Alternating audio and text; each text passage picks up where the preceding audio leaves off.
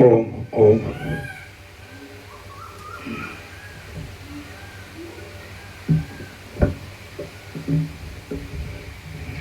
ओम ओम बराबर। ओम बराबर।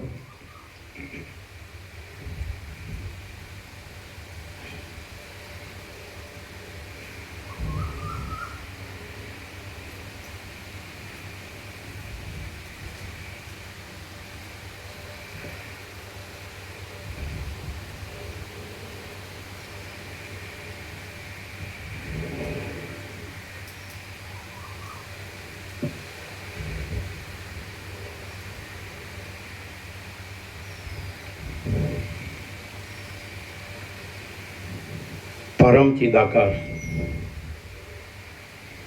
परम ज्योति, अखंड ज्योति, महाचिदाकाश,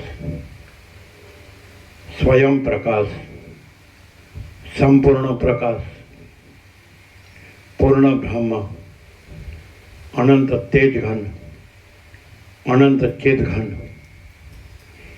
परमाकाश, केवल अनंत शुद्ध तेज घन, परमाकाश, अखिल आत्मा, पूर्ण ब्रह्म, परमात्मा, परम चिदाकाश, परम ज्योति, अखंड ज्योति, अनंत पूर्ण, परम चिदाकाश, परम शांति, स्वयं सिद्ध, स्वयं प्रकाश, स्वयं पूर्ण, स्वस्वरूप, यही सब कुछ है, इसके सिवा कुछ नहीं है। शून्यभास, अनंत कोटि, महाकल्पो है ही नहीं। महाचिदाकाश, स्वयं प्रकाश, संपूर्ण प्रकाश, महाचिदाकाश ज्योति, अनंत, अखंड, अभेद, महाचिदाकाश ज्योति, महातत्व, महासामान्य, महाचिदाकाश, स्वसंवेद्य, सहज निर्विकल्प, મહાચિદાકાશ, પરમ કૈવલ્ય, પરમ શાંતિ, પરમ ચિદાકાશ, અનંત, પૂર્ણ, નિરપેક્ષ સત, અનંત, સંપૂર્ણ, અપરિઘી, નિર્ભ્રાંત, નિરપેક્ષ, વસિષ્ઠરામ, નિર્વાણ. Round 39મો round.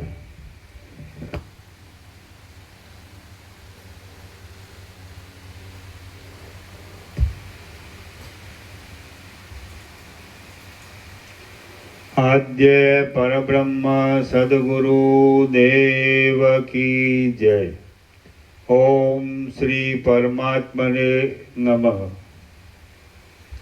સદગ્રંથોમાં શિરોમણી શ્રી યોગ વાસિષ્ઠ મહારામાયણ નિર્વાણ પ્રકરણ પૂર્વાર્ધ, સર્ગ 124મો, પેજ નંબર 1127, 1127, સર્ગ 124મો.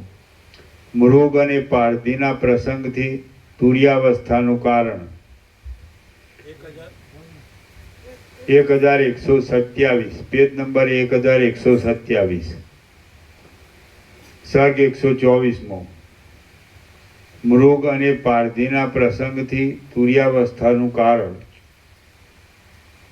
આ 124મા સર્ગમાં જીવોનું નિષ્કારણપણું, વિષયોમાં પ્રીતિ થતાં બંધાઈ જવું, જીવના રૂપો, અવસ્થાઓ અને મૃગ તથા વ્યાધના પ્રસંગથી તુર્યાવસ્થાનું વર્ણન આવશે.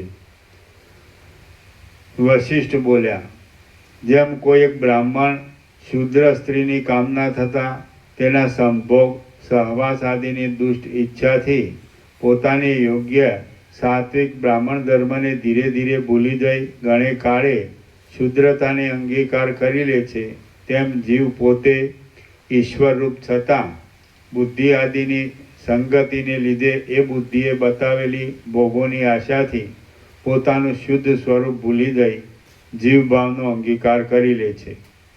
ભોગતા અને ભોગ્ય બે પ્રકારના પ્રાણીઓ દરેક સૃષ્ટિમાં હિરણ્યગર્ભમાંથી ગંધર્વનગરની પેઠે પોતાના જેવા તેવા સંસ્કારો અનુસાર પ્રગટ થાય છે. પોતાના તેવા તેવા સંસ્કારો અનુસાર પ્રગટ થાય છે.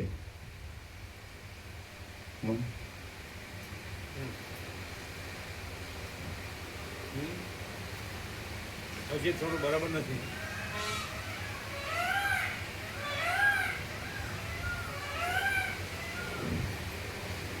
હજી થોડું ત્યાં શું છે?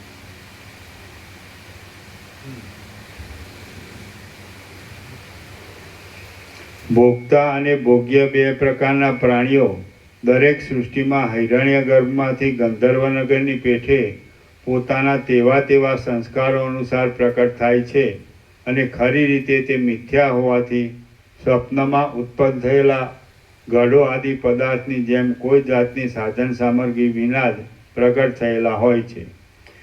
હે પ્રિય રામચંદ્રજી, એ જીવો ઈશ્વર કે જે હિરણ્યગર્ભ છે તેમાંથી અજ્ઞાન વડે પોતે જુદે રૂપે પ્રકટ થઈ પછી પોતાના કરેલા કર્મો વડે વારંવાર અનેક જન્મોને અનુભવે છે. એવી જાતનો તેઓના જન્મનો અને કર્મનો કાર્યકારણ ભાવ છે. પ્રથમ, સર્વજીવો સાધન સામગ્રી વિના સ્વપ્નમાં થયેલો ગઢો, ગંધર્વનગર આદિની પેઠે પરમ પદરૂપ ચેતનમાંથી જ અજ્ઞાન વડે પ્રકટ થાય છે અને પછીથી તેના પોતાના કરેલા કર્મો તેને સુખ દુઃખ આપવામાં કારણરૂપ થાય છે. દેહાદિમાં આત્મબુદ્ધિ થવાથી ઉત્પન્ન થયેલો સંકલ્પ જ કર્મનું કારણ છે. સંકલ્પ થવો એ જ થોડું આમ લેવો ને, થોડું. હા, એ પાછું લઈ લેજે. આમ કરીને પાછું આમ કરી દેશે. કરો આમ. એવું કરે છે, આમ કરીને પાછું આમ કરી દે. તો પ્રભુ મોઢું ઓમ જાય છે, પછી ઓછવા માટે મોઢું ઓમ જાય ને. તો તમારે નીચેથી આમ કરવું પડે, આમ જવા દેવું પડે. હા હા, હવે બરાબર.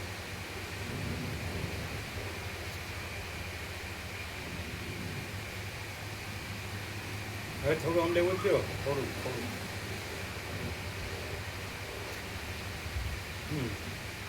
બરાબર.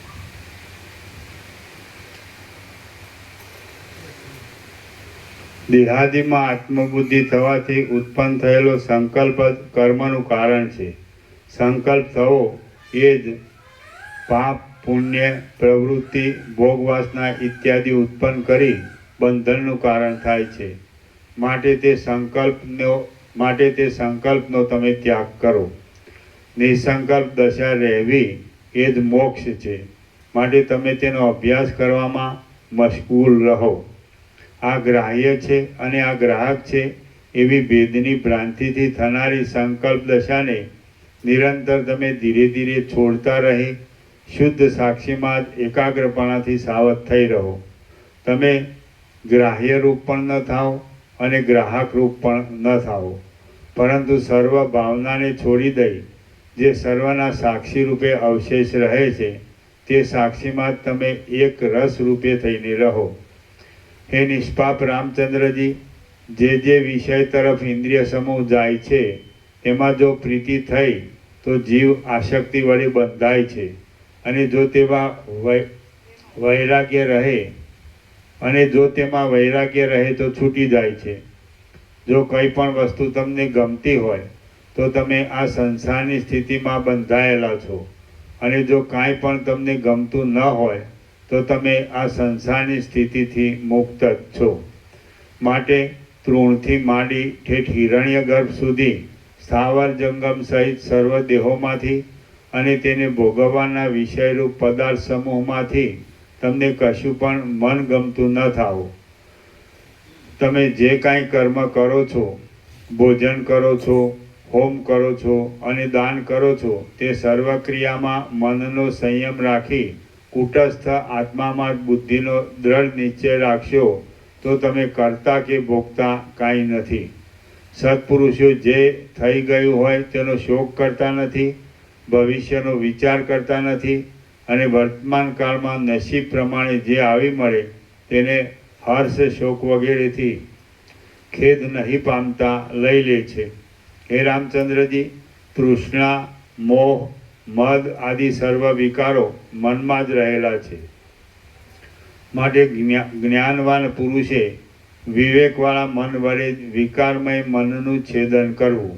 જેમ પાણીદાર ઝીણા લોઢા વડે જ બીજું લોઢું છેદાય છે, તેમ સર્વ ભ્રાંતિની શાંતિ થવા સારું મન વડે જ અતિ તીક્ષ્ણ વિવેક દ્વારા બળાત્કારથી મનને મૂળ સુદ્ધા છેદી નાખવું. મળને ધોઈ નાખવામાં કુશળતા ધરાવનાર પુરુષો ક્ષાર આદિ મેલા પદાર્થોથી જ મળને ધોઈ નાખે છે. અસ્ત્ર કુશળ પુરુષો અસ્ત્ર વડે જ અસ્ત્રને નિવૃત્ત કરે છે, અને વેદ આદિ લોકો વિષની અસરો બીજા વિષનો સામો લાગ દઈ મટાડી દે છે. તે પ્રમાણે મન વડે જ વિવેક દ્વારા વિકારી ચિત્તનું છેદન કરવું શક્ય છે. જીવના 3 રૂપ છે, એક સ્થૂલ, બીજું સૂક્ષ્મ અને ત્રીજું પર. એ 3માંથી પર રૂપનો આશ્રય કરો અને પ્રથમના 2 રૂપને છોડી દો.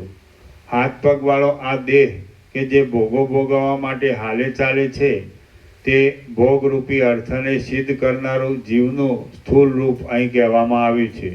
હે રામચંદ્રજી, પોતાના સંકલ્પ રૂપી આકારને ધારણ કરનારું અને સંસારની સ્થિતિ સુધી રહેનારું ચિત્ત એ જીવનું બીજું આતિવાહિક લોકાંતરમાં જઈ શકે તેવું સૂક્ષ્મ રૂપ છે.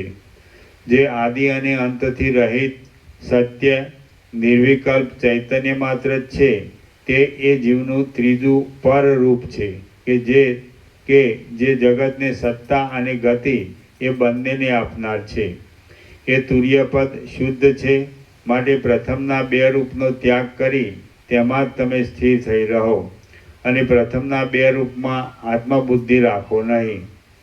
રામ બોલ્યા, હે મુનિશ્રેષ્ઠ, જાગ્રત, સ્વપ્ન અને સુષુપ્તિ એ ત્રણેય અવસ્થામાં અલક્ષિતપણે કૌંસમાં નહીં જણાય તેમ રહેલ તુર્યપદનું આપ વિશેષ રીતે વિવેચન કરી મને કહો.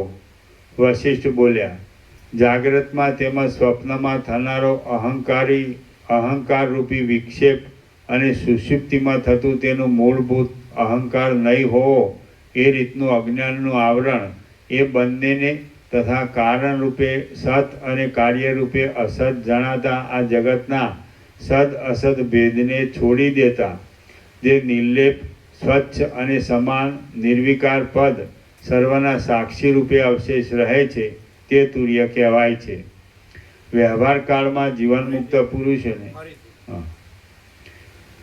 વશિષ્ઠ બોલ્યા, જાગ્રતમાં તેમજ સ્વપ્નમાં થનારો અહંકારરૂપી વિક્ષેપ અને સુષુપ્તિમાં થતું તેનું મૂળભૂત અહંકાર નહીં હોવો એ રીતનું અજ્ઞાનનું આવરણ, એ બંનેને તથા કારણ રૂપે સત અને કાર્ય રૂપે અસત જણાતા આ જગતના સદ અસદ ભેદને છોડી દેતા જે નિર્લેપ, સ્વચ્છ અને સમાન નિર્વિકાર પદ સર્વના સાક્ષી રૂપે અવશેષ રહે છે તે તુર્ય કહેવાય છે. વ્યવહાર કાળમાં જીવનમુક્ત પુરુષોને વિશે રહેનારી જે સ્વચ્છ, સમાનતાવાળી અને શાંત સાક્ષીની અવસ્થા છે તે જ તુર્ય અવસ્થા કહેવાય છે. એ અવસ્થા સંકલ્પોની ઉત્પત્તિ જ નહીં થવાથી જાગ્રત કે સ્વપ્નરૂપ કહી શકાતી નથી. તેમ જડપણાની સ્થિતિનો અભાવ હોવાને લીધે તે સુષુપ્તિ પણ નથી, પણ તે ત્રણેયથી જુદી ચોથી અવસ્થા છે. તેથી તેને તુર્ય અવસ્થાનું નામ આપવામાં આવે છે. આ જગત બરાબરપણે રહ્યા છતાં સારી રીતે બોધને પ્રાપ્ત થયેલા પુરુષની દ્રષ્ટિના ચિત્તના મૂળમાંથી જ્ઞાન વડે દૂર થઈ જવાને લીધે સર્વ શાંત બ્રહ્મરૂપ જ છે. એટલે વિવેકી પુરુષો તેને સર્વદા તુર્ય અવસ્થા કહે છે. બાકી અજ્ઞાની જીવોની દ્રષ્ટિમાં જ આ જગત સ્થિર થઈ રહેલું છે. અહંકારના અંશનો ત્યાગ કર્યાથી, સમાનતા નિર્વિકારતાની ઉત્પત્તિ થયાથી અને સમુદ્રમાં નાખેલા લવણની પેઠે ચિત્ત પરમ તત્વમાં જ લીન કરી દીધાથી તુર્યાવસ્થા પ્રાપ્ત થાય છે. એ દેવની ઉપમા આપવા યોગ્ય રામચંદ્રજી, એક વળી બીજું દ્રષ્ટાંત આ સંબંધમાં હું તમને કહું છું તે તમે સાંભળો, કે જેથી તમે જ્ઞાની છો તો પણ આ વાતનો તમને વિશેષ બોધ થશે. બાણ વાગતા ભયભીત થઈને દોડતા મૃગની પછવાડે ખોળવા માટે ગયેલા કોઈ પારધીએ કોઈ એક જંગલના સર્વથી શ્રેષ્ઠ પ્રદેશમાં મહામૌન જ્ઞાન વડે વાણી આદિ ચેષ્ટાઓને બંધ કરી નિસંકલ્પ રહેવું તેનો આશ્રય કરી બેઠેલા અદ્ભુત મુનિને જોઈ પૂછ્યું કે હે મુનિ, મારા બાણથી વિંધાયેલો મૃગ અહીં આવ્યો છે અથવા એ મૃગ ક્યાં ગયો? એમ પૂછવાથી એ મુનિએ તેને જવાબ આપ્યો કે હે ભલા માણસ, અમે જંગલમાં રહેનારા મુનિ લોકો સદાકાળ સમાન શીલવાળા રહીએ છીએ. વળી અહંકાર કે જે અપરિચિત વ્યવહાર કરાવવાની સમર્થ છે તે અમારામાં હોતો નથી. એ સખા, મન કે જે અહંકારમય છે તે જ સર્વ ઇન્દ્રિયોના કર્મો કરે છે. વળી મારું ચિત્ત તો ઘણા લાંબા કાળથી સમુદ્રમાં નાખેલા લવણની પેઠે પરમાત્મામાં જ ગળી ગયું છે, એક રસ થઈ ગયું છે. જાગ્રત, સ્વપ્ન કે સુષુપ્ત એમાંની કોઈ પણ દશાને હું જાણતો નથી. હું તુર્ય કૌંસમાં ચોથી સમાધિરૂપ નિર્વિકલ્પ અવસ્થામાં જ રહું છું. તેમાં કાંઈ પણ દ્રશ્ય પદાર્થ છે નહીં.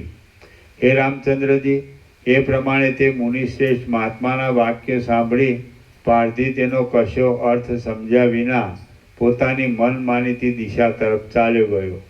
હે મહાબાહુ રામચંદ્રજી, માટે જ કહું છું કે તુર્ય વિનાની બીજી જાગ્રત આદિ અવસ્થા કે સ્થૂલ આદિ કોઈ અવસ્થા તાત્વિક દ્રષ્ટિએ જોતા છે જ નહીં. ફક્ત એક તુર્યરૂપ નિર્વિકલ્પ ચૈતન્ય તત્વ જ છે, બીજું કશું નથી. જાગ્રત, સ્વપ્ન અને સુષુપ્તિ એ ત્રણેય ચિત્તની અવસ્થાના રૂપ છે. પોતાનું ચિત્ત આ જગતમાં ઘોર, શાંત અને મૂઢ એ ત્રણ પ્રકારનું થઈ રહેલ છે.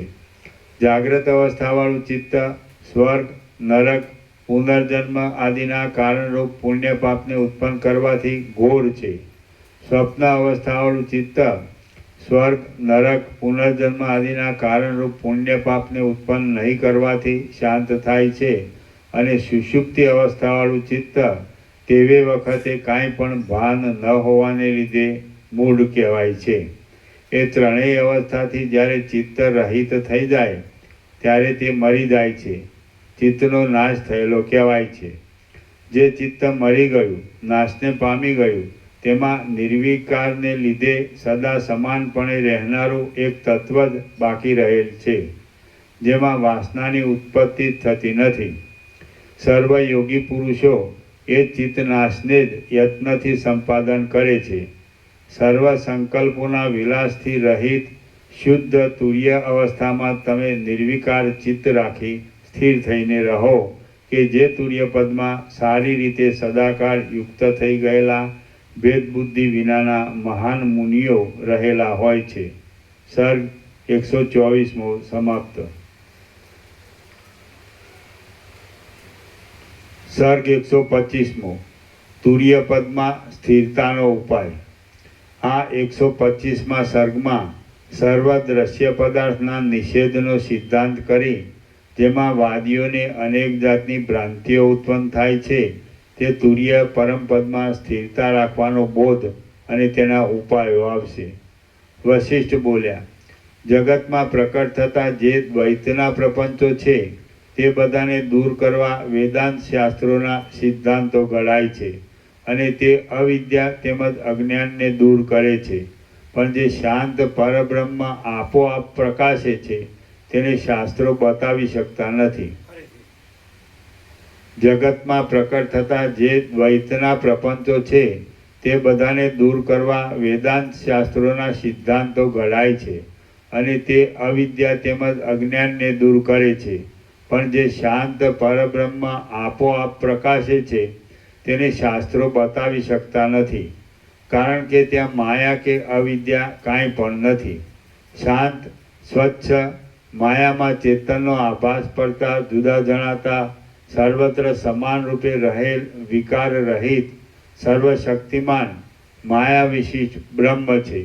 તેને કેટલાક શૂન્ય ધર્મવાળો, કેટલાક વિજ્ઞાન બુદ્ધિ તરીકે અને કેટલાક ઈશ્વર તરીકે માની પરસ્પર વાદ વિવાદ કરે છે.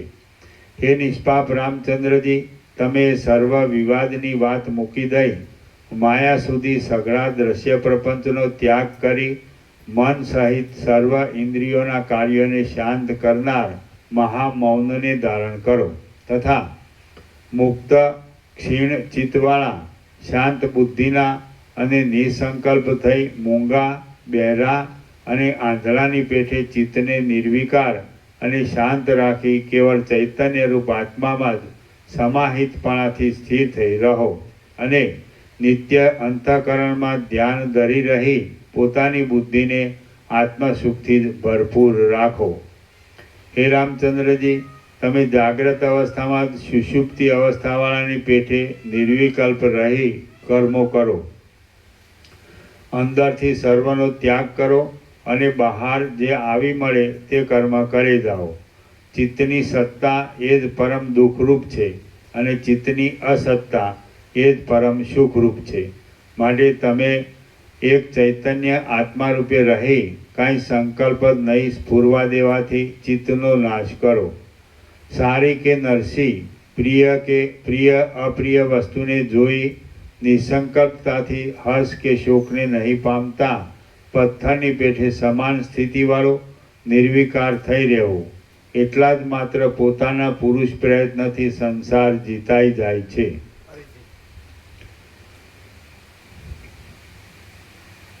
સારી કે નરસી, પ્રિય અપ્રિય વસ્તુને જોઈ નિસંકલ્પતાથી હર્ષ કે શોકને નહીં પામતા પથ્થરની પેઠે સમાન સ્થિતિવાળો નિર્વિકાર થઈ રહેવું, એટલા જ માત્ર પોતાના પુરુષ પ્રયત્નથી સંસાર જીતાઈ જાય છે. સુખનો પણ કશો વિચાર ન કરવો અને દુઃખનો પણ કશો વિચાર લાવવો નહીં. સુખનો પણ કશો વિચાર ન કરવો અને દુઃખનો પણ કશો વિચાર લાવવો નહીં. તેમ એ બંનેના સાધનોના વિચાર તરફ પણ મનને ગૂંથાવા દેવું નહીં. માત્ર એટલા જ પોતાના પુરુષાર્થથી અનંત દુઃખનો અંત પ્રાપ્ત કરી શકાય છે.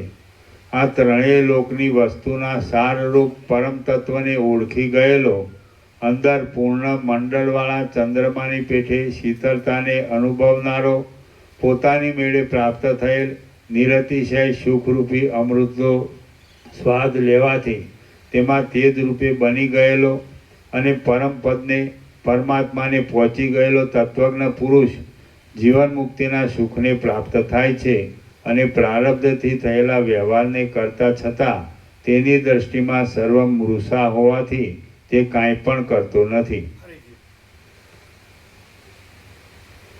આ ત્રણેય લોકની વસ્તુના સારરૂપ પરમ તત્વને ઓળખી ગયેલો, અંદર પૂર્ણ મંડળવાળા ચંદ્રમાની પેઠે શીતળતાને અનુભવનારો, પોતાની મેળે પ્રાપ્ત થયેલ નિરતિશય સુખરૂપી અમૃતનો સ્વાદ લેવાથી તેમાં તેજ રૂપે બની ગયેલો અને પરમ પદને પરમાત્માને પહોંચી ગયેલો તત્વજ્ઞ પુરુષ જીવન મુક્તિના સુખને પ્રાપ્ત થાય છે અને પ્રારબ્ધથી થયેલા વ્યવહારને કરતા છતાં તેની દ્રષ્ટિમાં સર્વ મૃષા હોવાથી તે કાંઈ પણ કરતો નથી.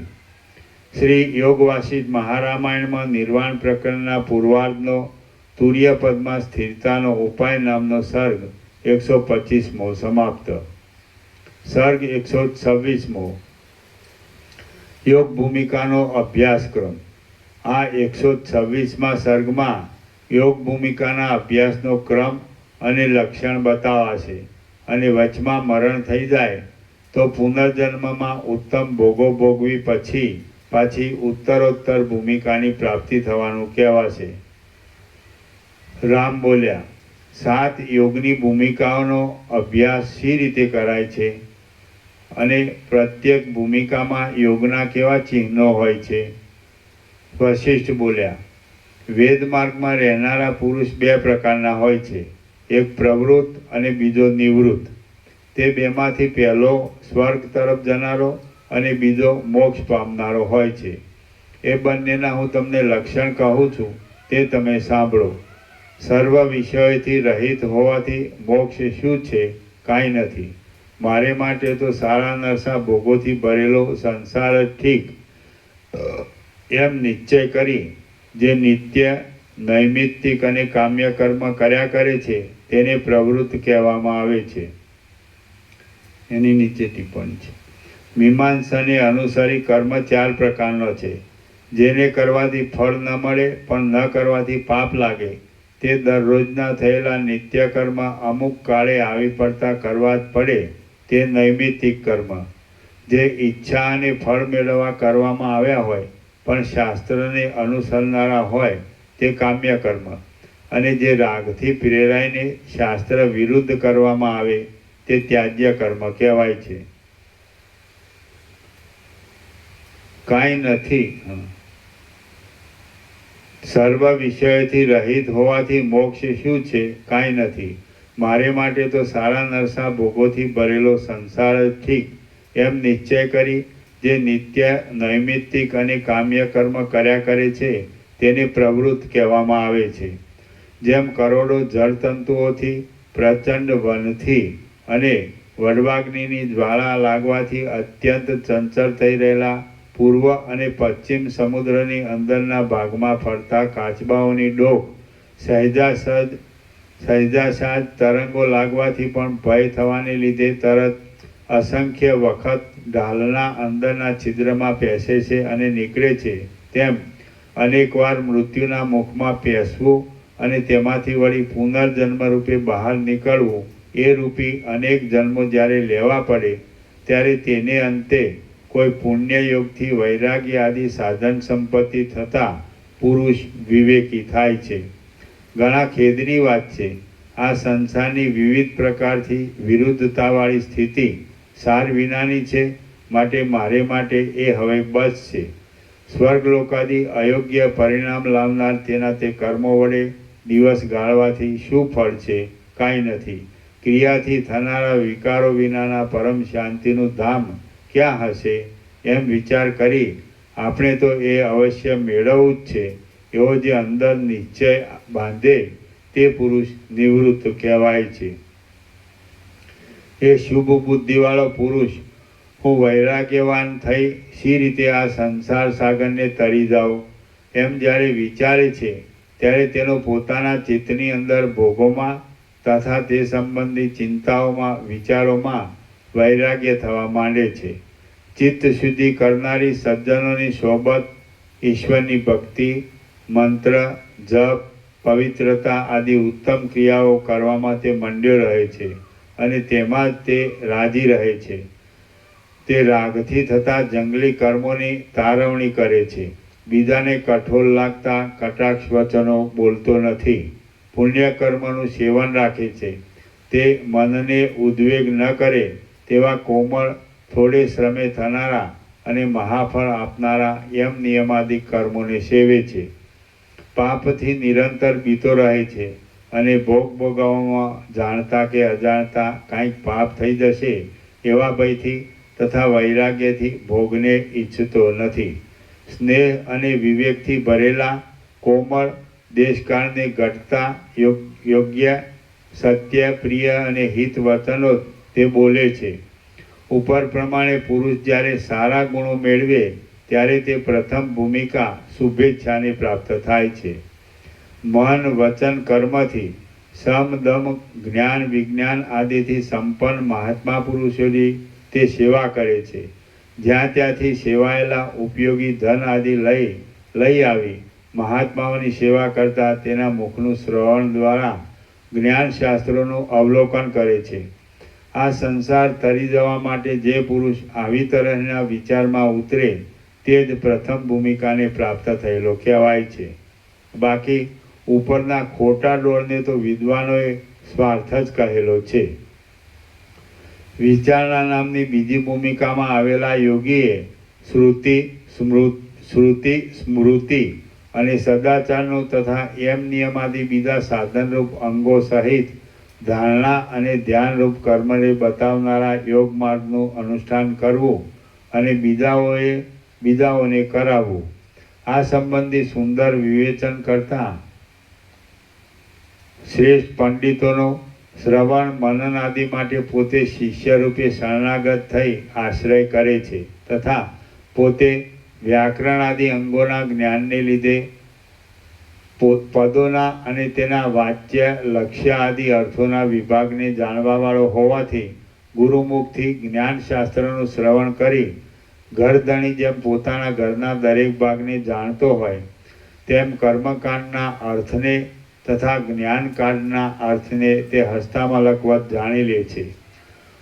બહાર માત્ર લોકમર્યાદા અનુસાર કાંઈક સહેજ સાજ આશ્રય કરી લીધેલા, અંદર નહીં છતાં બહાર સહેજ સાજ દેખાતા મદ, અભિમાન, માત્સર્ય, મોહ અને લોભના વેગને પણ સર્પ જેમ કાંચરીને છોડી દે તેમ એ યોગી પુરુષ ત્યજી દે છે. ઉપર કહ્યા પ્રમાણે શુભ બુદ્ધિવાળો એ મહાત્મા શાસ્ત્રોના, ગુરુના અને સત્પુરુષોના સેવનથી બધું રહસ્ય બરાબર સમજી લે છે.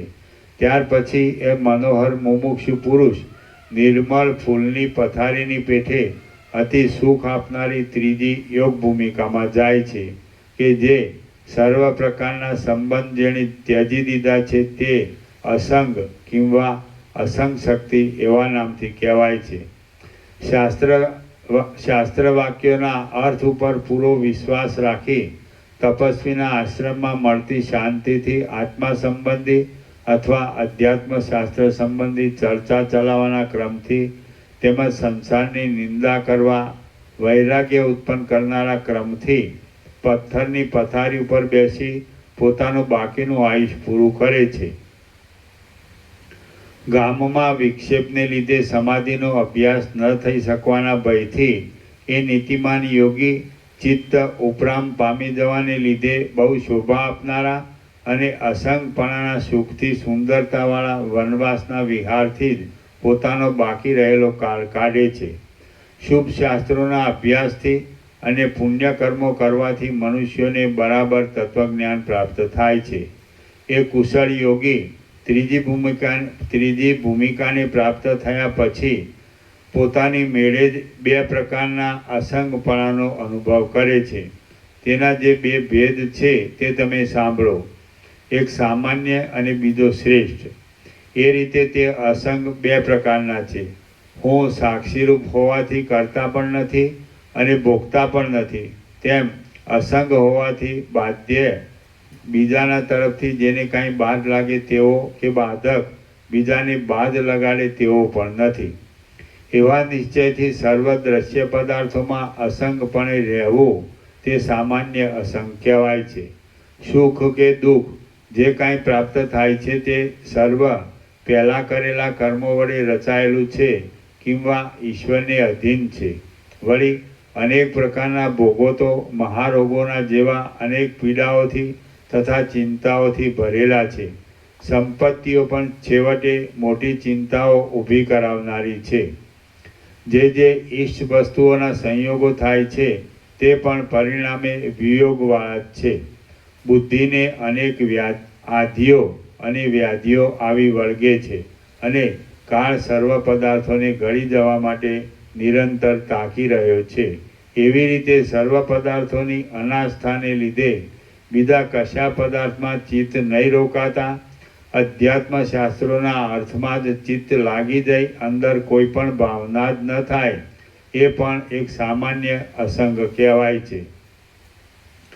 આ બતાવેલા ક્રમના યોગથી મહાત્મા પુરુષોના સમાગમથી દુર્જનોના વિયોગથી અંદર શ્રવણ મનન આદિ આત્માકાર વૃત્તિનું વારંવાર રટણ કરવાથી પોતાના પુરુષ પ્રયત્નથી અને નિરંતરના અભ્યાસ યોગથી આ સંસાર સાગરની સામે પાર રહેલું સર્વના સારરૂપ અને પરમ કારણરૂપ આત્મતત્વ હસ્તામલક હથેળીમાં રહેલ આંબળાની પેઠે બરાબર સ્પષ્ટ રીતે અનુભવમાં આવી ગયાથી હું કરતા નથી, ઈશ્વર કરતા છે, અથવા મારું પૂર્વે કરેલું કર્મ જ કરતા છે ઇત્યાદિ વિકલ્પવાળા કિંવા હું કરતા નથી, ઈશ્વર જ કરતા છે અને મારું પૂર્વનું સંચિત પ્રારબ્ધ આદિ અને હમણાંનું ક્રિયમાણ કર્મ એ કશું વસ્તુતઃ છે જ નહીં ઇત્યાદિ વિકલ્પોવાળા સર્વ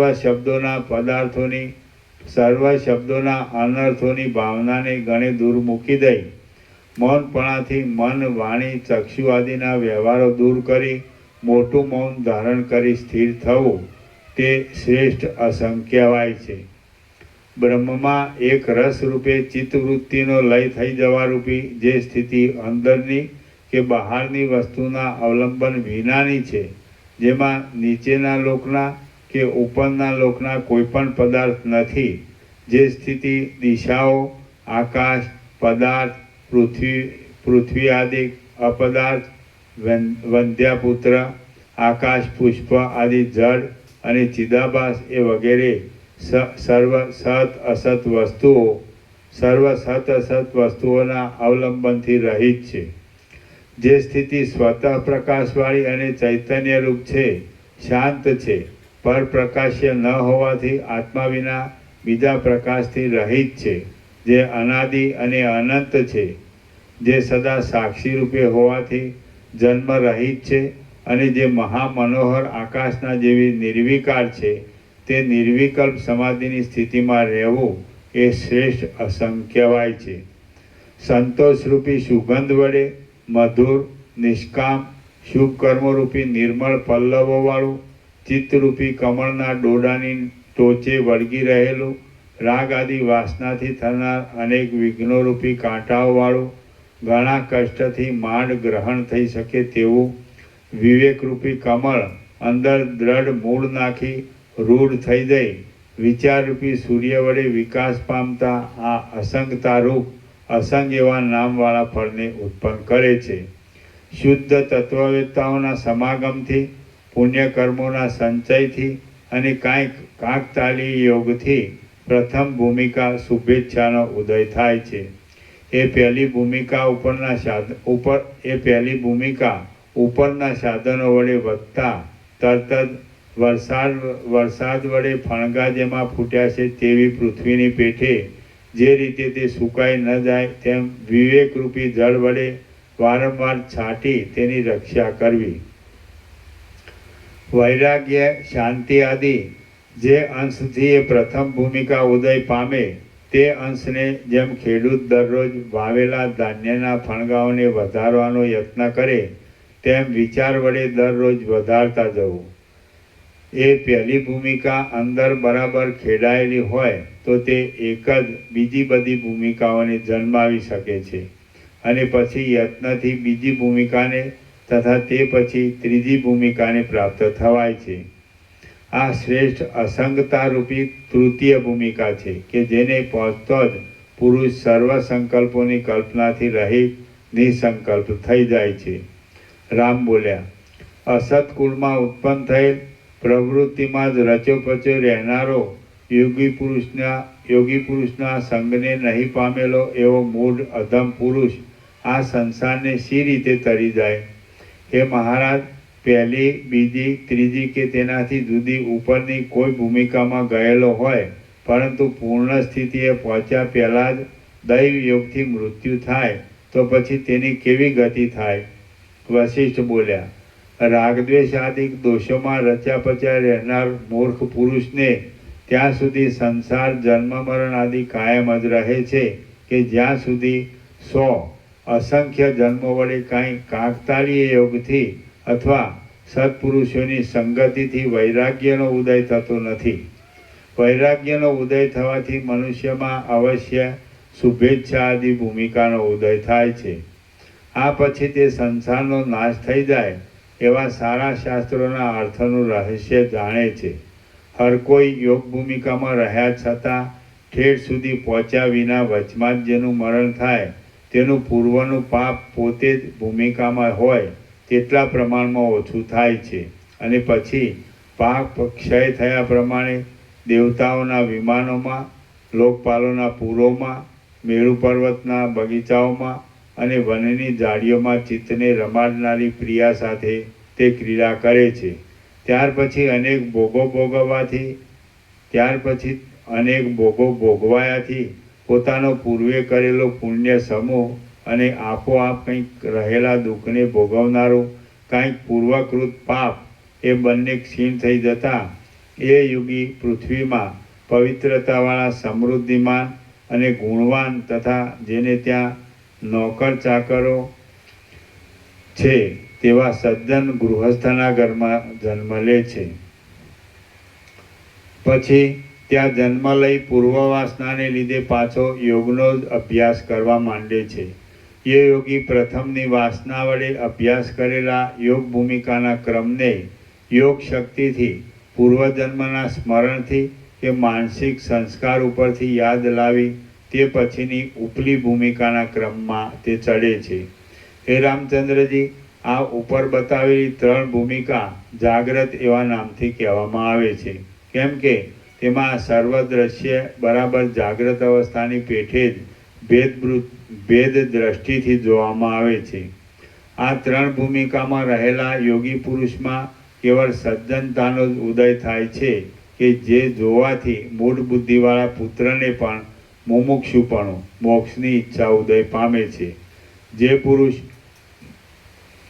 પુરુષ કર્તવ્ય શાસ્ત્ર વિહિત કર્મોનું સારી રીતે આચરણ કરે અને જે અકર્તવ્ય નિષિદ્ધ કર્મ છે તેથી દૂર રહે તેમજ ચાલુ વ્યવહારને અનુસરીને રહે તે આર્ય કહેવાય છે. જે પુરુષ વૃદ્ધોના, કુળ પરંપરાના અને લોકના આચારને અનુસરી શાસ્ત્ર મર્યાદામાં રહી પોતાના ચિત્તને રૂચે તે રીતે સાવધ, હર્ષ, શોક, રાગ, દ્વેષ આદિ વિકારથી રહિત રહી આવી પડેલ વ્યવહાર કર્યા કરે તે પુરુષ આર્ય કહેવાય છે.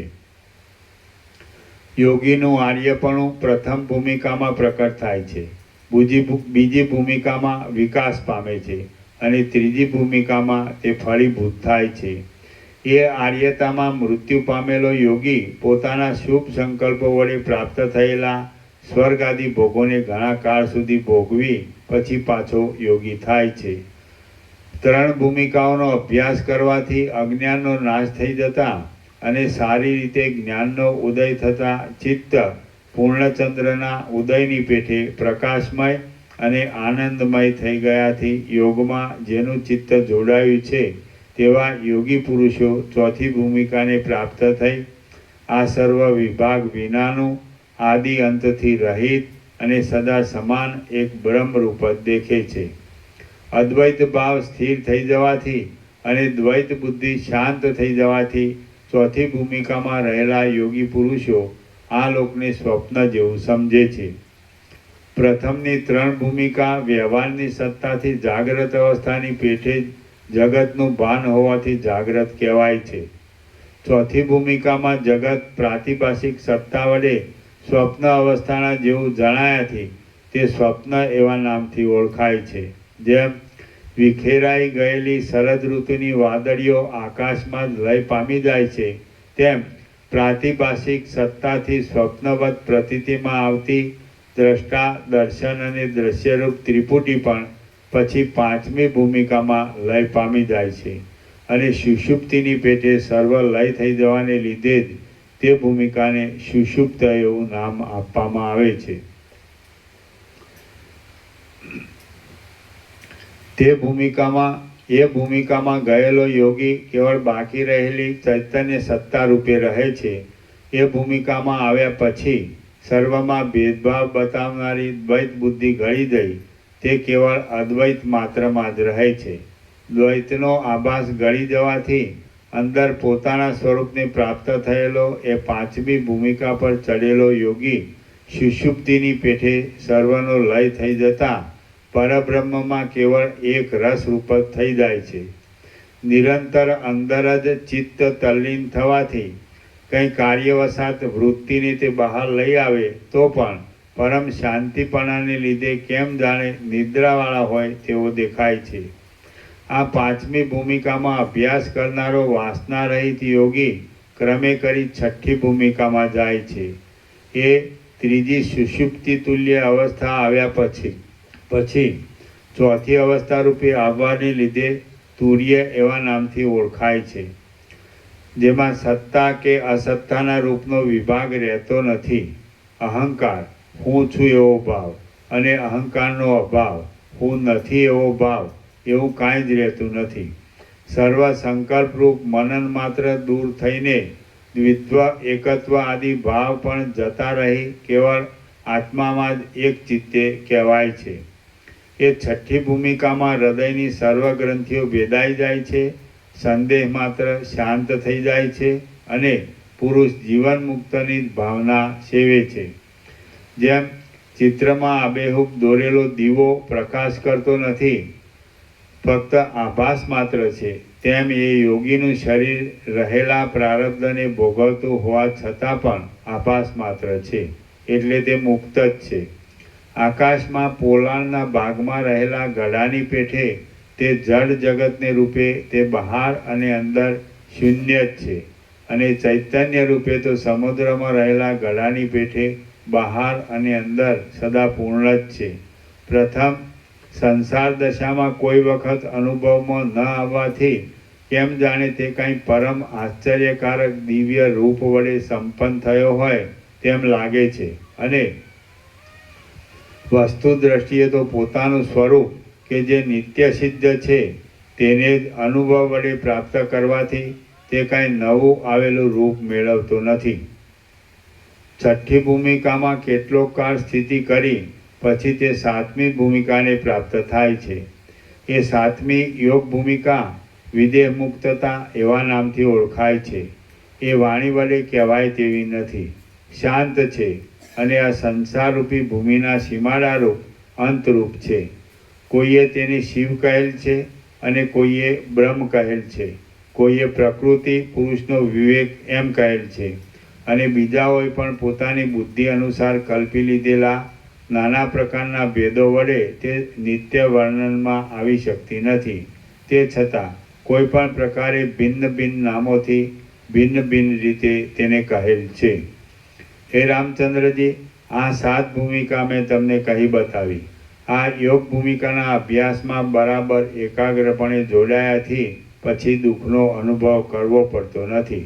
અત્યંત મદજરથી, કોમળપણાથી, મંદ મંદ ગતિ કરનારી, હંમેશા લડવાને તૈયાર થઈ ઊભેલી, મોટા 2 દાંત દંતશૂળથી સર્વત્ર પ્રખ્યાતિ પામેલી અને અત્યંત ખરાબ કરનારી એક હાથણી એ સર્વ ભૂમિકાઓને રોકી બેઠી છે. જો તેનો વધ કરવામાં આવે તો જ આ સર્વ યોગ ભૂમિકામાં મનુષ્ય જય મેળવી શકે છે. જ્યાં સુધી એ મદોન્મત હાથણી પોતાના પ્રબળ પરાક્રમથી જીતી નથી ત્યાં સુધી એવો કયો સમર્થ યોદ્ધો છે કે જે સાધારણ ક્ષુદ્ર સાંસારિક સંપત્તિઓ રૂપી રણભૂમિમાં પણ પ્રવેશ કરી શકે? કોઈ નહીં. રામ બોલ્યા, એ મદોન્મત હાથણી કઈ છે અને આપ જે કહો છો તે રણભૂમિઓ કઈ છે? શી રીતે હાથણીનો વધ થઈ શકે અને વિશેષે કરીને તે કઈ જગ્યાએ રહી ક્રીડા કરે છે? વશિષ્ઠ બોલ્યા, હે રામચંદ્રજી, અમુક વસ્તુ મને પ્રાપ્ત થાવ એવા રૂપને ધારણ કરનારી ઈચ્છા નામની એ હાથણી છે. એ શરીરરૂપી જંગલમાં મદોન્મત થઈ વિવિધ પ્રકારના શોક હર્ષ આદિ વિલાસો કરે છે. મદોન્મત ઇન્દ્રિયોરૂપી તેના મહાક્રોધી બચ્ચા છે. જીભ તેની મધુર ગર્જનાનું સાધન છે. મનરૂપી જંગલના ઘાટા ગુપ્ત ભાગમાં તે છુપાઈ રહે છે. શુભ અશુભ કર્મરૂપી તેના બે દાંત છે. ચારે તરફ પોતાના રૂપને પસારી રહેલો વાસનાનો સમૂહ એ જ તેનો મદ છે. હે રામચંદ્રજી, આ સંસાર દ્રષ્ટિએ એ જ તેની રણભૂમિઓ છે કે જેમાં મનુષ્ય વારંવાર જય પરાજયનો અનુભવ કરે છે. આ ઈચ્છારૂપી હાથણી બિચારા કૃપણ જીવ સમૂહને મારી નાખે છે. વાસના, ચેષ્ટા, મન, ચિત્ત, સંકલ્પ, ભાવના, સ્પૃહા ઇત્યાદિ નામોનો સમુદાય એ ઈચ્છાના જ પેટાનો છે.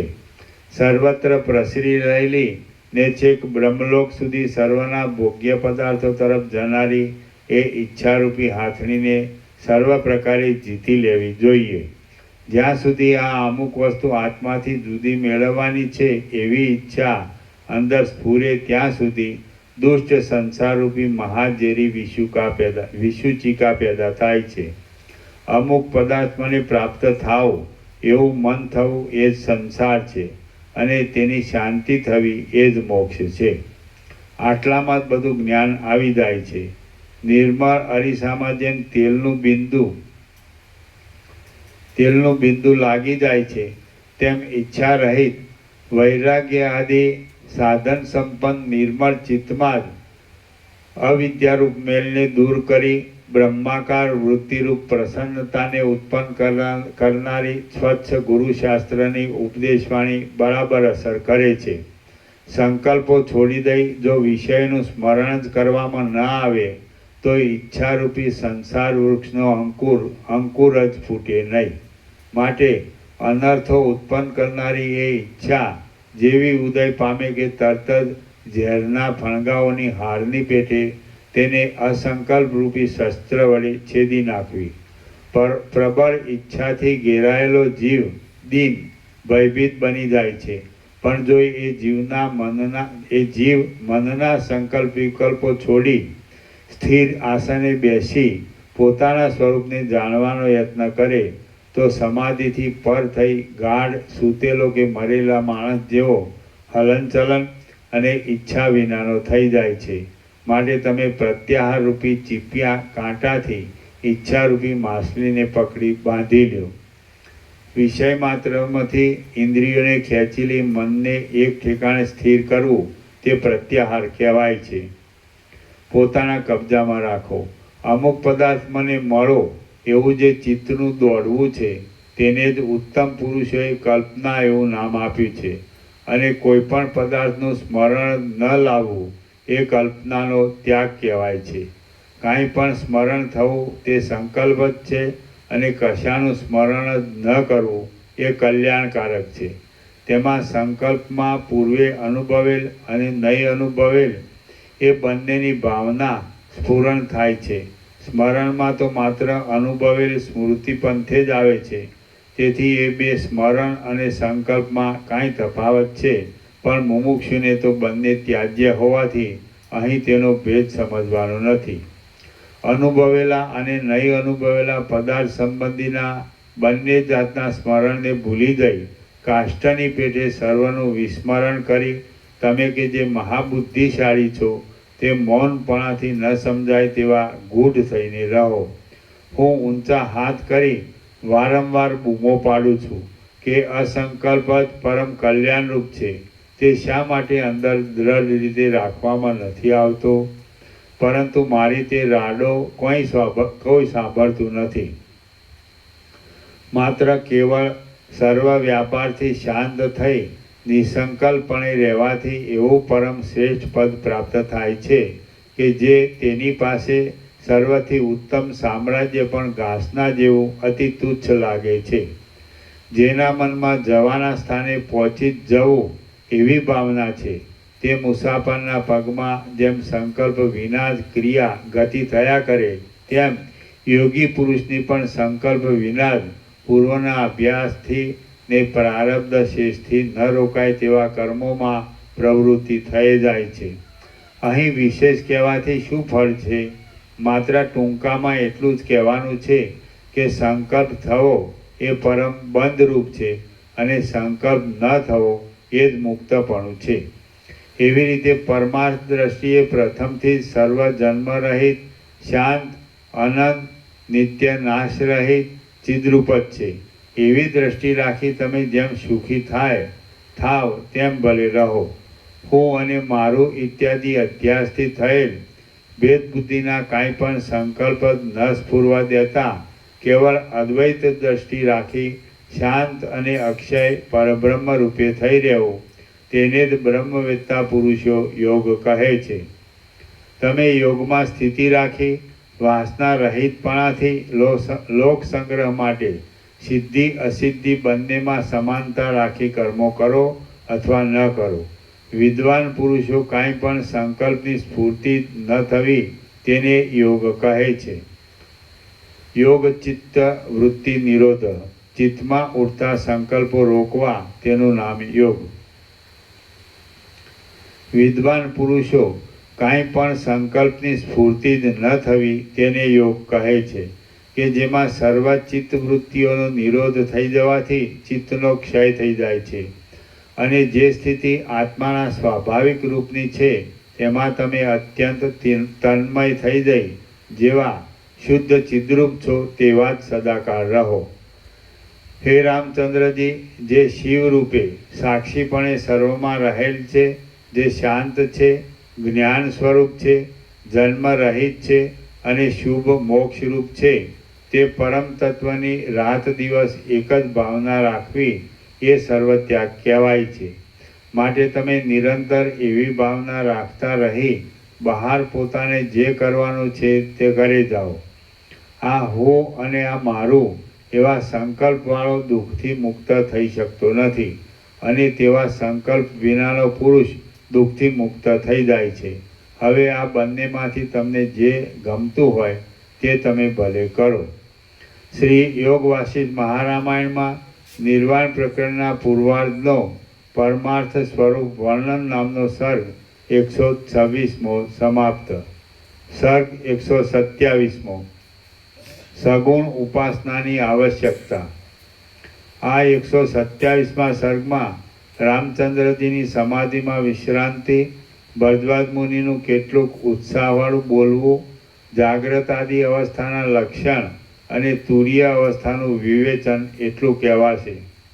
ભરદ્વાજ મુનિ બોલ્યા, એ પ્રમાણે મુનિઓમાં શ્રેષ્ઠ શ્રી વશિષ્ઠજીએ કહેલા અને ઘણા લાંબા કાળથી છેક બ્રહ્મથી માંડી મહર્ષિ દ્વારા ચાલ્યા આવતા જ્ઞાનના સારને સાંભળ્યા પછી રઘુકુળના કુળમાં શ્રેષ્ઠ અને શુદ્ધ બુદ્ધિવાળા શ્રી રામચંદ્રજીએ બીજું કાંઈ પણ પૂછ્યું અથવા એટલાથી જ નિસંદેહ અને નિર્મોહ થઈ જઈ સદાકાળ એક સમાન સ્થિતિમાં રહેનાર આત્મસુખ વડે પરિપૂર્ણ થઈ જાય તે પૂર્ણ જ્ઞાન સ્વરૂપ જ રહ્યા તે આપ કહો.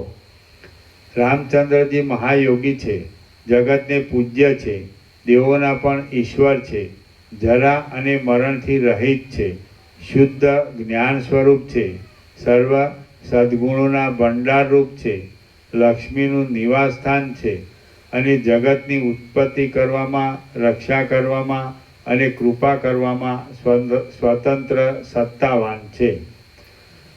વાલ્મીકી બોલ્યા, એ પ્રમાણે વેદાંતનું જ્ઞાન આપનારા વશિષ્ઠના વચન સાંભળી કમળના જેવા નેત્રવાળા રામચંદ્રજીએ વિજ્ઞાન ઘન આત્માને સંપૂર્ણ રીતે જાણી લીધો.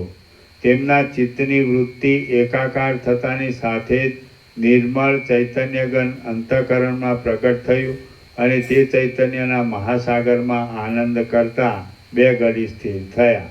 પ્રશ્નો કરવા અને તેના જવાબો સાંભળવા વગેરે પદ્ધતિઓને દૂર કરી આનંદરૂપી અમૃત વડે પૂર્ણ પ્રાણવાળા અને રોમાંચોથી જેનું અંગ વ્યાપ્ત થઈ ગયું છે એવા શ્રી રામચંદ્રજી મહાસામાન્યમાં કૌંસમાં સર્વના અધિષ્ઠાન રૂપ કેવળ શુદ્ધ ચિન્માત્રમાં એક રૂપ થઈ જવાથી એ મહાચૈતન્યના સર્વવ્યાપીપણાને લીધે પોતે પણ તેવા જ પૂર્ણ થઈ રહ્યા અને તેથી નિરંતર અણિમાદિક અષ્ટવિધ ઐશ્વર્યની ઈચ્છાને પણ તૃણના જેવી અતિ તુચ્છ ગણતા હતા.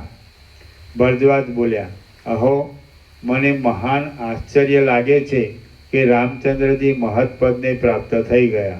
અમને પણ એ પરમપદની પ્રાપ્તિ શી રીતે થાય? અમારા જેવા મૂર્ખ, જડ, થોડું જાણનારા પાપી પુરુષો ક્યાં અને બ્રહ્માદિકોને પણ પ્રાર્થના કરવા લાયક દુર્લભ શ્રી રામચંદ્રજીની સ્થિતિ ક્યાં? હે ઋષિઓમાં શ્રેષ્ઠ ગુરુ મહારાજ, મને શી રીતે પરમપદમાં વિશ્રાંતિ મળે અને મહાકષ્ટ વધે પાર પામી શકાય એવા સંસાર સાગરનું મોતરૂપી જળ મારાથી શી રીતે તરી જવાય તે આપ મને તરત કૃપા કરીને કહો. વાલ્મીકી બોલ્યા, હે મહાસમર્થ ભરદ્વાજ ઋષિ, વશિષ્ઠજીના બોધરૂપી વાક્યોને અનુસરનારું શ્રી રામચંદ્રજીનું સર્વ વૃત્તાંત પ્રથમથી જ મેં તમને બતાવ્યું છે. તે તમે બુદ્ધિ વડે વિચારી લઈ પછી તેનું મનન કરો, કેમ કે મારે પણ તમને અહીં એ જ જાતનું કહેવાનું છે. આ સઘળા અવિદ્યાનો પ્રપંચ છે, તેમાં એક અણુ માત્ર પણ સત્ય નથી. ડાયા પુરુષો તેનું વિવેચન કરી લે છે અને અવિવેકી પુરુષો એ સંબંધમાં માત્ર વિવાદ જ કર્યા કરે છે.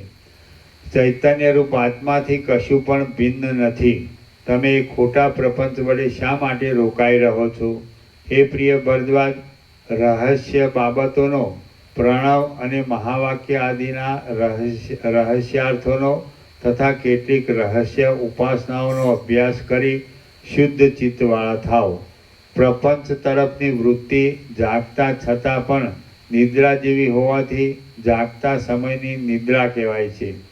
હે પ્રિય ભરદ્વાજ, જેની અંદર જ્ઞાનરૂપ અક્ષય શુદ્ધ દીપ પ્રકટ થયો હોય તેને આ સર્વ પ્રપંચ શૂન્ય અનજ્ઞાન જ જેનું મૂળ છે તેવો અને શૂન્યતારૂપી અજ્ઞાન જ જેનું શિખર છે એવો ભાસે છે. અને વચમાં પણ સાર શૂન્ય હોવાથી સ્વપ્નાદિકની પેઠે પ્રતિભાસ માત્ર હોવાને લીધે તેમાં સારા વિવેકી પુરુષોએ શ્રદ્ધા ન રાખવી એ જ યોગ્ય છે. ગંધર્વનગરના જેવો અનેક વિલાસોવાળો સંસાર સાવ મિથ્યા હોવા છતાં માત્ર અનાદિકાળની વાસનાના દોષને લીધે જોવામાં આવે છે. તમે કલ્યાણકારક ચૈતન્યરૂપી અમૃતની વેલને મૂકી દઈ વાસનારૂપી ઝેરની વેલનો આશ્રય કરી કેમ વ્યાકુળ થઈ રહ્યા છો? જ્ઞાનરૂપ અવલંબન પ્રાપ્ત થયાની પહેલાં અજ્ઞાન દશામાં જ આ જાગ્રત અવસ્થા છે. એટલે તેમાં પ્રતીત થતો સર્વ પ્રપંચ પણ ત્યાં સુધી જ છે.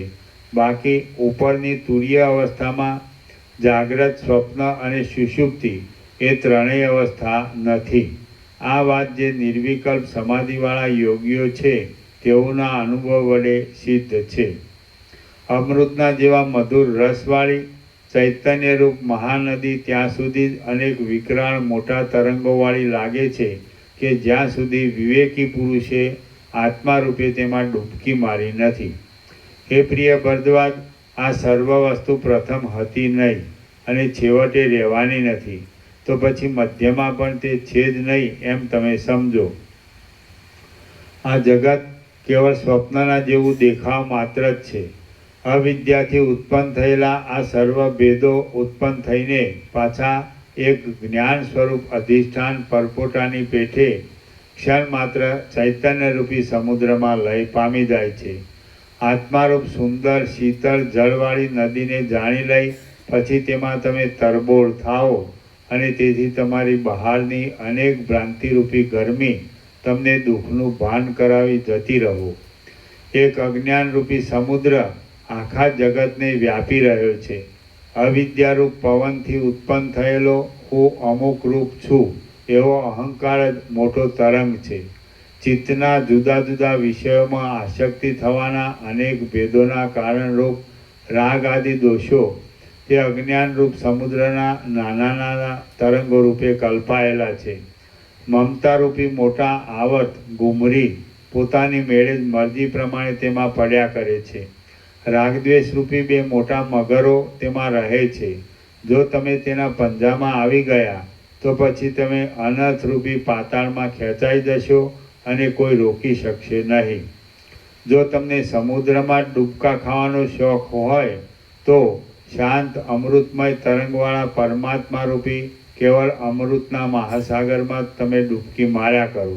પરંતુ દ્વૈત બુદ્ધિરૂપી ખારા સમુદ્રના તરંગોમાં શા માટે ઝંપલાઈ પડો છો? આ દ્રશ્ય પ્રપંચ કે જે પ્રતીતિ માત્ર જ છે તેમાં કોણ રહે છે, કોણ જતો રહ્યો છે, કોને કોનાથી શું મળી શકે તેમ છે?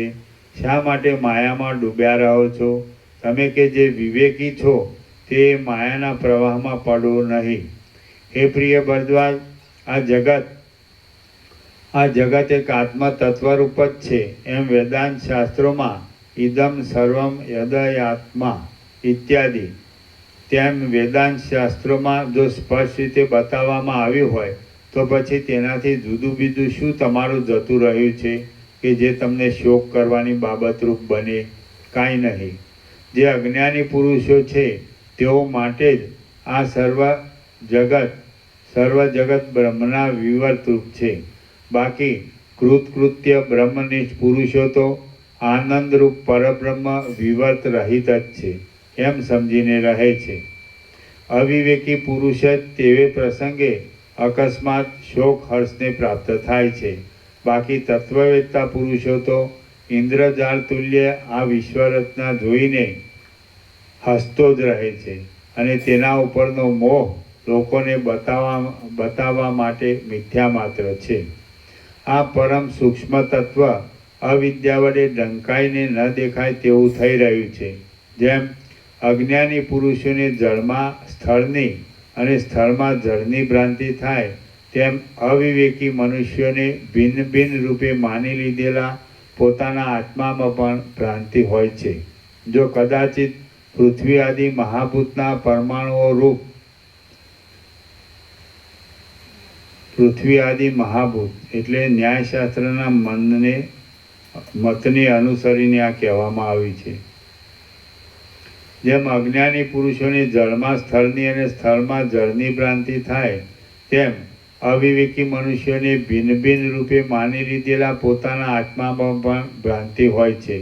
જો કદાચિત પૃથ્વી આદિ મહાભૂતના પરમાણુઓ રૂપ જ આ જગત હોય તો પણ દેહાદિક અનાત્મક હોવાથી તેના નાશથી આત્માનો નાશ ન થવાને લીધે કોનો નાશ થાય છે કે જેનો શોક કરવામાં આવે છે?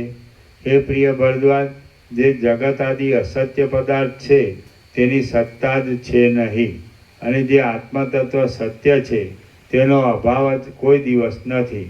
માત્ર આ માયિક આકારો જ પ્રકટ થાય છે અને લય પામે છે. છતાં પોતાના કર્મોથી પૂર્વના અનેક જન્મોના સંચિત પુણ્યો પાપોરૂપી પુરુષ પ્રયત્નને લીધે તે ઝેરની પીઠે મરણ મૂર્છા આદિ હજારો અનર્થો ઉત્પન્ન કરનાર થઈ પડે છે. માટે ભક્તોની કૃપા માટે શરીર ધારણ કરનારા જગતગુરુ પરમેશ્વરનું તમે ભજન કરો. મને એમ ભાસે છે કે હજી આજ દિવસ સુધી પણ તમારા સર્વ પાપો ક્ષીણ થયા નથી. પ્રાણીઓનું કરેલું કર્મ જ પશુપતિ પરમેશ્વરના પ્રાણરૂપી પશુને બાંધવાના પાશો છે એમ વિવિધ શ્રુતિ આદિ પ્રમાણમાં પ્રસિદ્ધ છે. જ્યાં સુધી તમારું ચિત્ત શુદ્ધ થાય ત્યાં સુધી ચિત્તના અવલંબન માટે પરમેશ્વરના સાકાર રૂપને તમે ભજો. પછી એ ભજનના પ્રભાવથી નિરાકાર પરમ તત્વમાં તમારી સ્વાભાવિક સ્થિતિ થઈ જશે. પરમેશ્વરની ઉપાસનાથી શુદ્ધ થઈ ગયેલા ચિત્તના બળથી તમે આ મહાપ્રબળ અજ્ઞાનની મોહક શક્તિનો પરાજય કરી ગુરુ અને શાસ્ત્રના ઉપદેશાદિમાં વિશ્વાસવાળા ચિત્ત વડે ઇન્દ્રિયોને અને મનને નિયમમાં રાખવારૂપી યોગ માર્ગને અનુસરો. પછી ક્ષણ માત્ર સમાધિનો આશ્રય કરી આત્મા વડે જ પોતાના પ્રત્યક્ષ અંતરાત્માનું અવલોકન કરો અને તે આત્મા સાક્ષાત્કાર વડે જ તમારી આ પ્રથમની અજ્ઞાનરૂપી અંધકારથી વીંટાયેલી બુદ્ધિરૂપી રાત્રિ આપોઆપ પ્રભાતપણાને પ્રાપ્ત થાઓ. અજ્ઞાનરૂપ અંધકાર જતો રહી જ્ઞાનરૂપ પ્રકાશને પ્રાપ્ત થાઓ. કેવળ પુરુષ પ્રયત્ન પણ ઠીક છે અને કેવળ પ્રારબ્ધ પણ ઠીક જ છે. એ બંનેથી કશું થઈ શકતું જ નથી.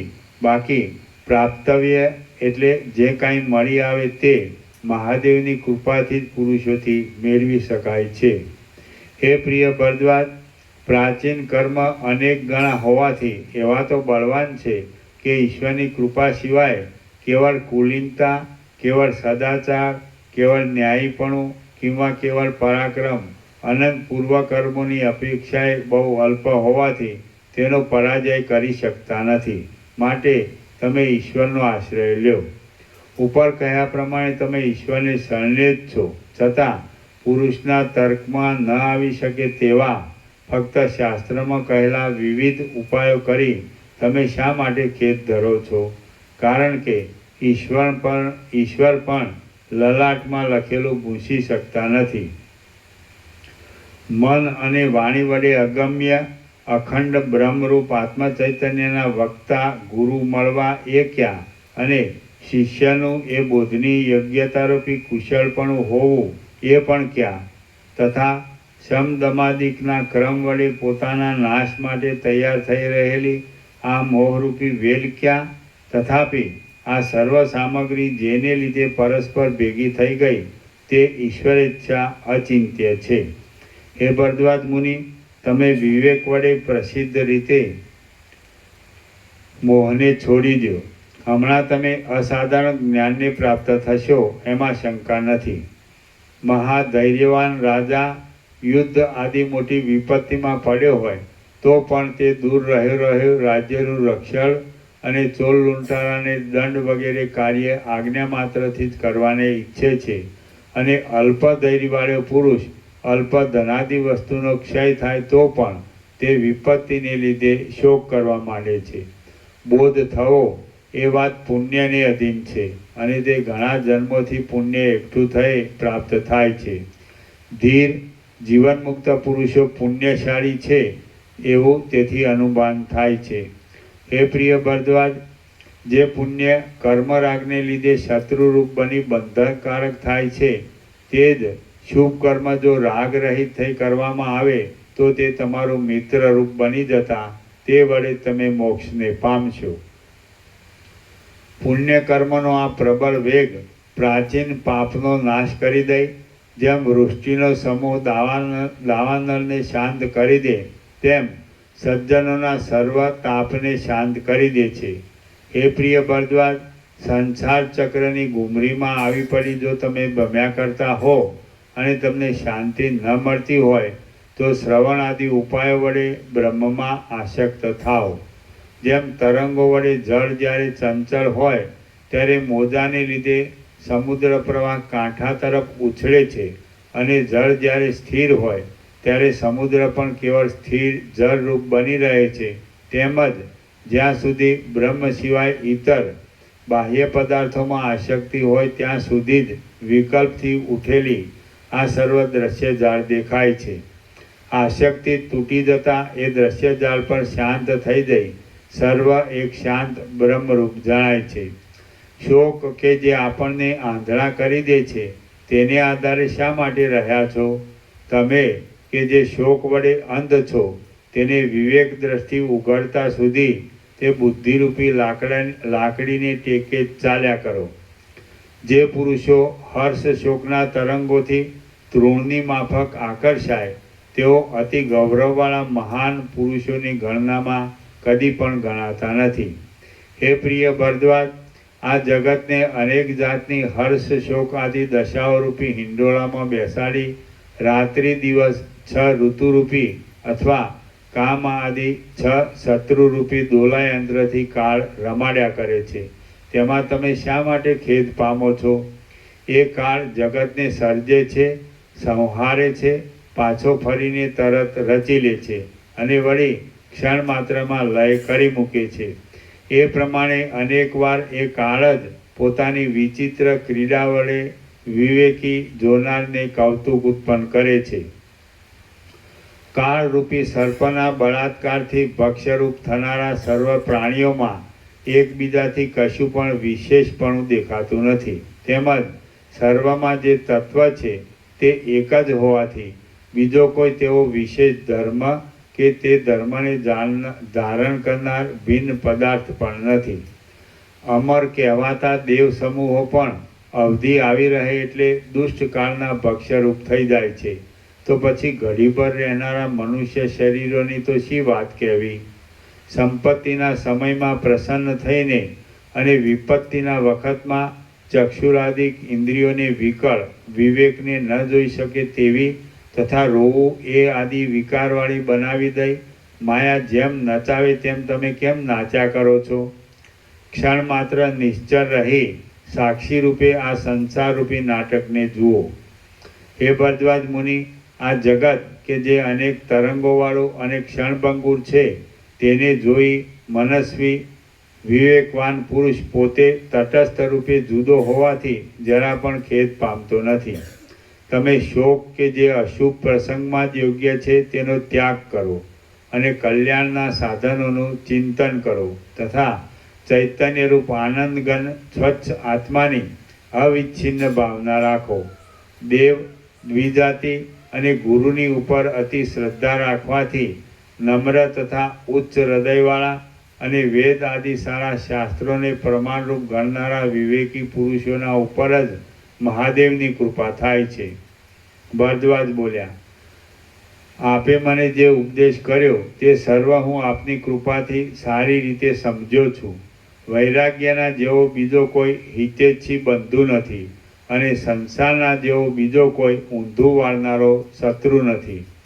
હવે વશિષ્ઠજીએ જે જ્ઞાનનો સાર અનેક વાક્યોરૂપી સમગ્ર ગ્રંથ વડે કહ્યો છે તે આપના તરફથી માત્ર એક પદથી જ સંક્ષેપમાં સારાંશ રૂપે કહેવાય તો તે સાંભળવાને હું ઈચ્છું છું. વાલ્મીકી બોલ્યા, હે ભરદ્વાજ મુનિ, મોક્ષ આપનારું આ મહાજ્ઞાન તમે સાંભળો કે જે સાંભળતાની સાથે જ તમે ફરીવાર આ સંસાર સાગરમાં ડૂબશો નહીં.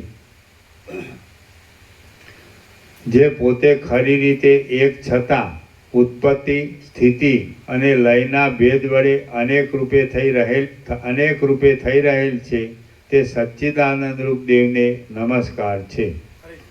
જે પોતે ખરી રીતે એક છતાં ઉત્પત્તિ, સ્થિતિ અને લયના ભેદ વડે અનેક રૂપે થઈ રહેલ છે તે સચ્ચિદાનંદરૂપ દેવને નમસ્કાર છે. પ્રપંચનો લય કરી જે રીતે પરમ તત્વનો પ્રકાશ થાય તે ઉપાય સંક્ષેપથી સ્થિતિ અનુસાર હું તમને હમણાં જ કંઈ બતાવીશ. આગળ પાછળનો વિચાર કરવામાં યોગ્યતાવાળી તમારી તીવ્ર સ્મરણ શક્તિ કેમ જતી રહી? તમે તમારી તીવ્ર સ્મરણ શક્તિથી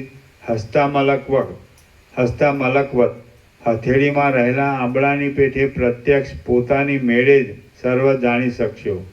પોતાની મેળે તત્વનો વિચાર કરવો, પોતાની મેળે ચિત્ત શુદ્ધ થઈ જતાં તે વડે એ પરમ તત્વ પમાય છે અને એ પરમ તત્વને પ્રાપ્ત થયાથી ફરીવાર જન્મ મરણની ઉપાધિમાં પડી શોક કરવો પડતો નથી.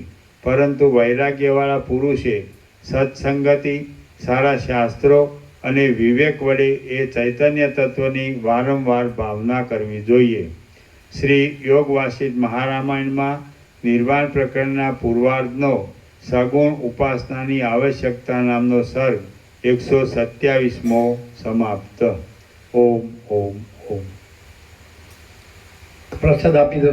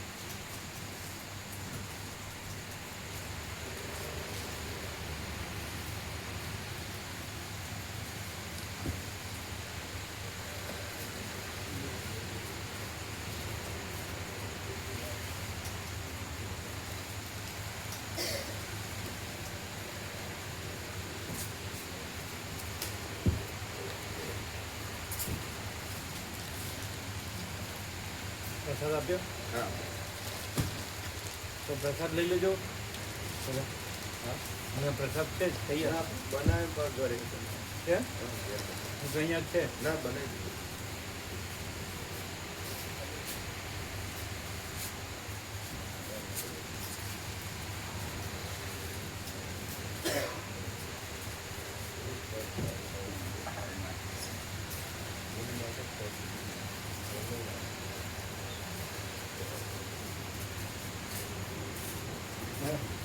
ત્યાંથી બધા આજે શનિ રવિ છે ને અને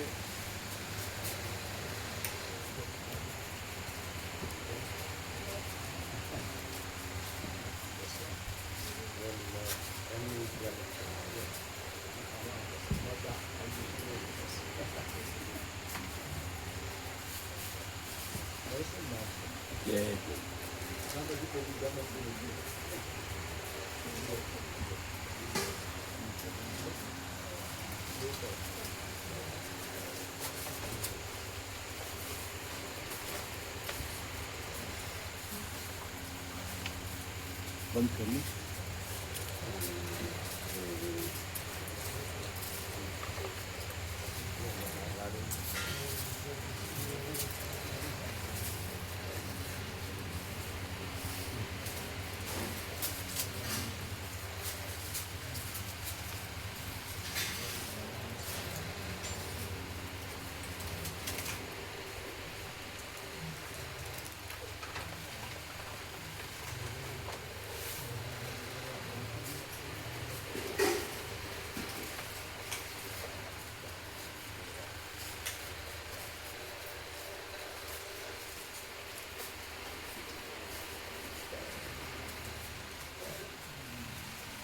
અમારી જોડે છે પ્રભુ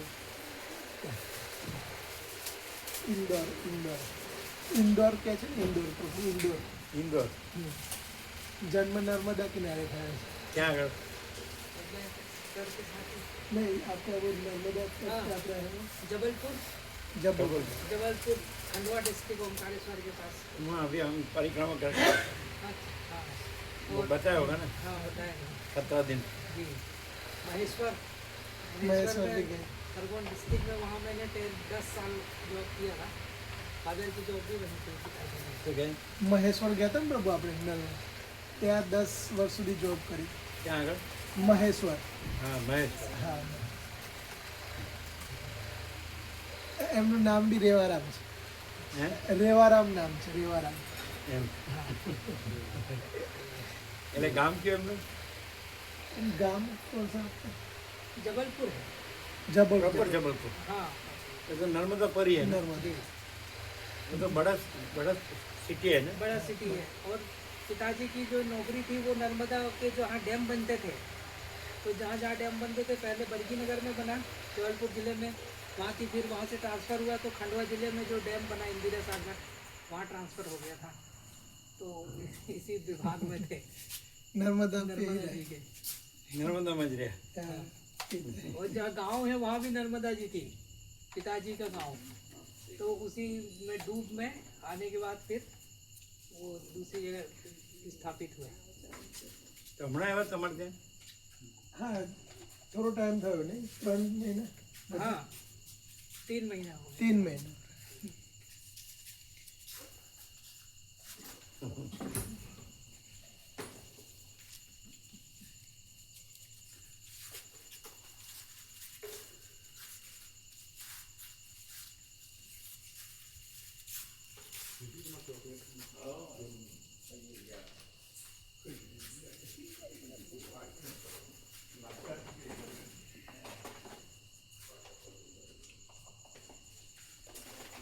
બોટલ લાવજો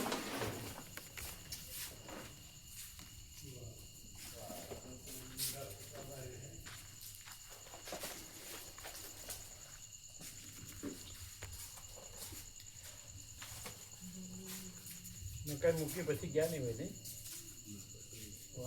વાપરતો ને માપની જ મૂકી ને એટલે બગડે નહીં એટલે સવારે પ્રમાણસર